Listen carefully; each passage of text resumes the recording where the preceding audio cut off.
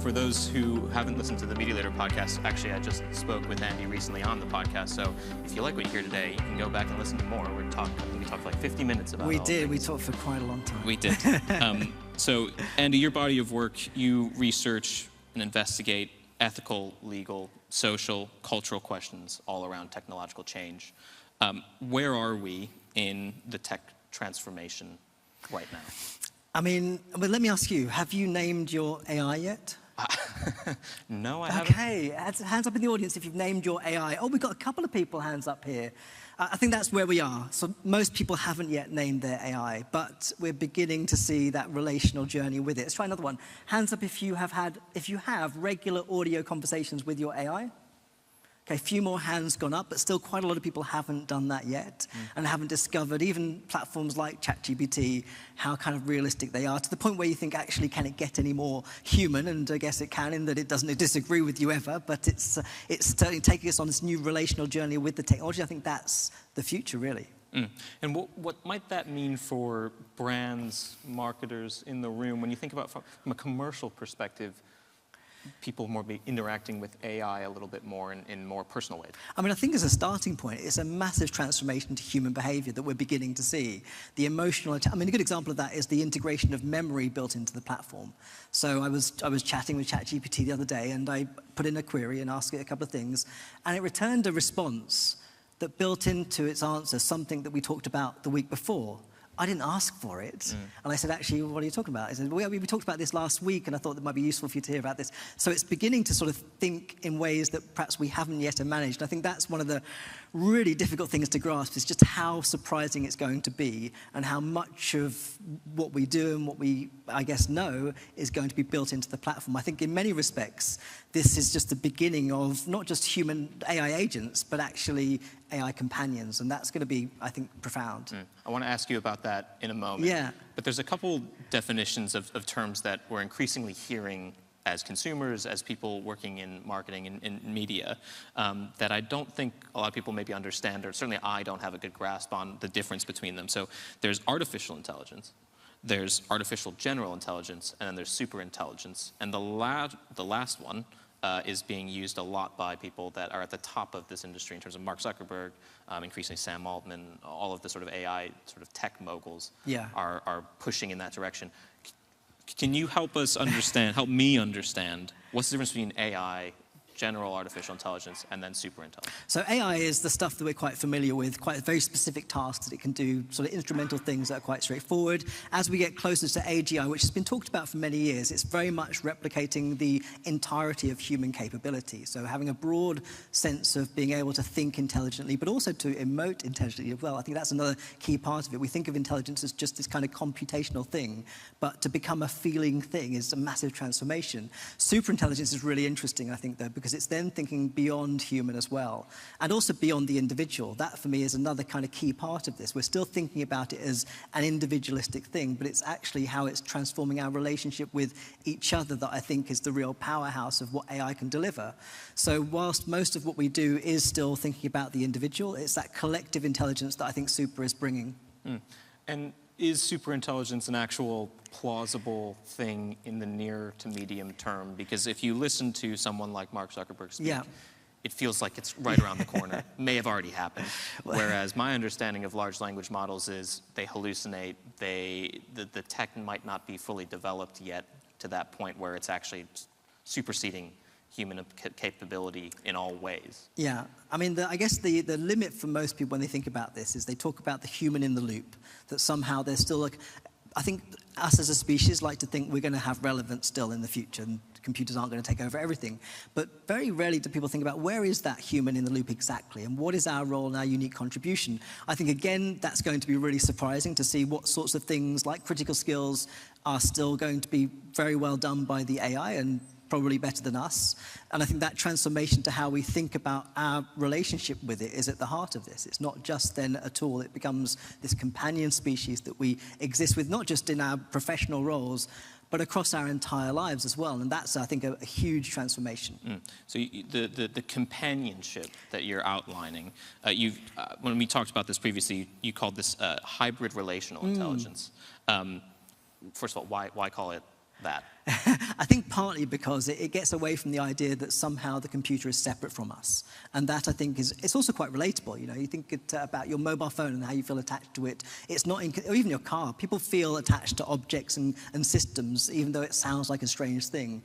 But I think examples of what will be remarkable are conversations you've had with your AI that then become memorable things in your life. That, I think, again, is a useful example of how it's transformative and different.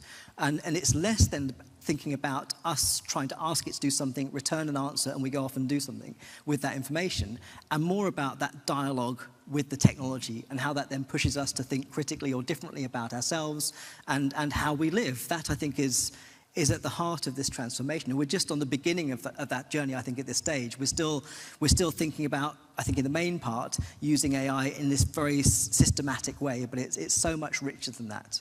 From a consumer standpoint, from a commercial standpoint, I can imagine if people are having conversations with AI that knows them very well, like the film Her. Yes, right? yeah. I mean, people have referenced that a lot over the past 2 or 3 years. Yeah. If our world does look a little bit like that, which I should note was, I think, a sort of dystopian-ish picture of society, what does that mean for a consumer journey? For brands in the room thinking about, okay, you have a person who's interacting a lot with an AI in an interpersonal way, where can we fit into that conversation? I think as a starting point, it's trying to really lean into the idea of crafting personas in ways that really do elicit emotional bonds.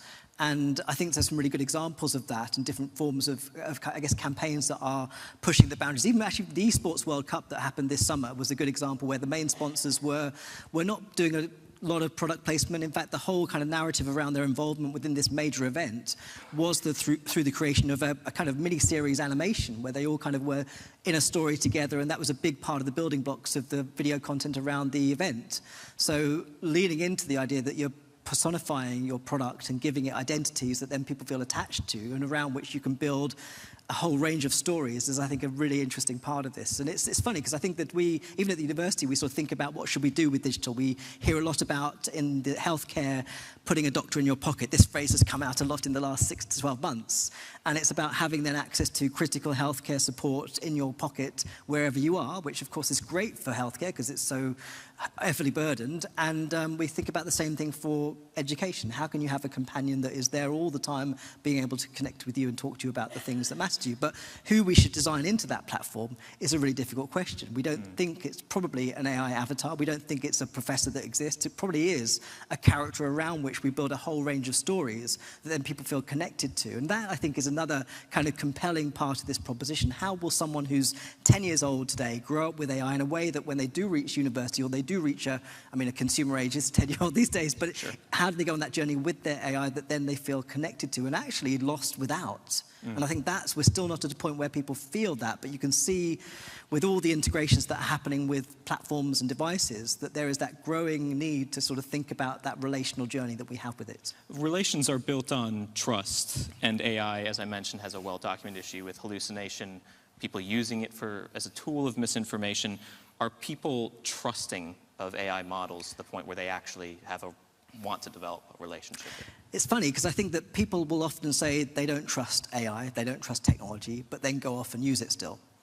and I think that's certainly the case with AI. I think there is absolutely a kind of critical voice out there that is trying to think through governance and sovereignty of AI. So we have the UK LLM that's being developed that is then trying to make sure you have that sovereignty. And that certainly is something that I think many consumers do imagine much more than they know about the security of their data. Like if you put something into a platform, how secure is it? And there probably is a significant amount of people that think it's so opaque that they're not going to use it. So you have to then think about your own developments and building something yourself. But I think, again, that evolves over time. I think that when you build a good example of that is sort of vibe coding and the sort of development of being able to think quite intuitively with natural language to build the world that you want to create, whether it's a campaign, a video, whatever it might be. And I think as we get closer to feeling that connection, a good example of that, so one of Elon Musk's company is Neuralink. So this is a company that's dealing with kind of deep brain stimulation to correct a whole range of neurological diseases. And their first product is called telepathy. So you have this kind of brain implant, minimal surgery, 45 minutes, just shave your skull a little bit and off you go. Sounds really minimal. So, yeah. And the idea at the end of it is that then you can interface with something and through your thoughts be able to then action in the world. But would you want Elon Musk in your well, brain? So in one of his keynotes, he was asked by some of the press there, is there going to be a third-party integration? Could you as a company advertise through it? Which he rejected. But the point here is that, again, our interface with the technology is transformative for how we think about our lives. We're beginning to see, even in education, the use of sort of brain scanning to build knowledge about attentiveness and things like that. So all of this AI is so much more than just the stuff that we're using. It's a full body, completely immersive, biometric reading of everything that we do. And it's huge. I think that the scale of that is still, we're coming to terms with it. You can definitely start to think about all of the data that could be collected. Yeah. That could be of use to people in this room, but also a bit dystopian. Yeah, but then again, trust. You asked your question about trust. So people seem to be going on the journey with the technology. And I think you build trust by, I guess, ideally you'd have sort of confidence in the company that you're, I guess, consuming from, ultimately. But that's always been a really hard thing to verify. Like, do we trust Google? Do we trust OpenAI? All these platforms, they're so obscure as to how much we can build trust into them that it comes down to that individual behavioral journey that you go on and whether you trust that experience or not, rather than what the company says or doesn't say that it's doing. So I think those sorts of things and understanding how people are consuming the AI is a critical part of gaining the insights that help you modify what you're doing for that behavior change. That's, for me, ultimately, there's a whole sociology of artificial intelligence that we just need to start to come to terms with. There are high costs, I think, to this technology that I worry a lot of business leaders haven't necessarily considered. I guess from a business perspective, one of the big ones are, could advertisers, people in this room, be making themselves obsolete by using this technology? Mark Zuckerberg, Meta, says that they plan to plan, execute, develop creative, all on your behalf using AI with very limited input from a brand, and that's the way this industry is moving forward. What do you think of that? Yeah, I mean, the short answer is absolutely. I mean, I say that for myself as well. I think that my role as a professor is up for grabs too. And I think that partly we're sort of at a point where people think that, AI won't replace you, but people that know how to use AI will do better than those that don't. And that's certainly something we're building into education. So one of my missions is to make sure that none of our students graduate without AI competence, so they understand how their sector's being changed. And certainly if you are a company anxious about this, the best thing you can do is to try to lean into the transformation, understand what's taking place. And I think that we can learn a lot historically from creative practice and how that has evolved over the years around technology. Every sort of moment where we've push the boundaries of creativity come with both gains and losses. So I think certainly, I was talking to some animators recently, and animation's a great example of that because there's so much animation out there in the world, some of which is awful, but some of which is allowing many people to find a creative journey for themselves. And I think that's a really interesting proposition, that in a world where you think, okay, there's diminishing commissions for great high-quality animation, but there's more people animating than ever before. So for an industry that's trying to elevate its craft, then there's something there that could be grasped. And I think that's something that, again, is critical to try to understand and be part of. The best thing that animators can do is be part of that. The democratization of their art is, I think, a great thing, but it is a very different business model. You have to kind of figure out what you can do with that. But I think also it's worthwhile being, some of the best artists that I know are really using this technology in provocative, really creative ways. And I think, again, I work a lot with the Olympic Games, and they've gone through a whole sort of journey with AI over the last couple of years, and there's now 800 use cases within the games for AI, and simple things like colorizing archival footage from monochrome to full color. These are kind of interesting sort of projects that they have going on, but also things like being able to identify and clip broadcast footage as it's happening, these sorts of things that are really hard to do. Translate footage? Translate, I mean, massively translate, and I think that's another one that's quite interesting. Whilst last year, the first publisher in the world announced it was going to use AI to translate its literature, which is very controversial because you think, okay, these wonderful works of literature, how can you use a computer to translate them? So lots of controversy about that. But I think to myself, that does sound destabilizing of the sector. But at the moment, we have less than 1% of all literature translated into any language at all. And with this technology, we have all literature translated into all languages. And that's profound. You have languages that are absolutely nowhere in terms of the numbers of people that have an opportunity to learn them. And now everyone can understand everyone else's perspective. So that, I think, is a really exciting world to be part of. But it does require that change and thinking differently about what that market is. And we have that at the university as well, where we've got students from all over the world, and many of them sit in the class, say English isn't great, and we deliver in English. But actually, now that the technology is available for our students to sit in the lecture, listen to English, and hear whatever language they want back, it's like, well, what do we do with that? Right?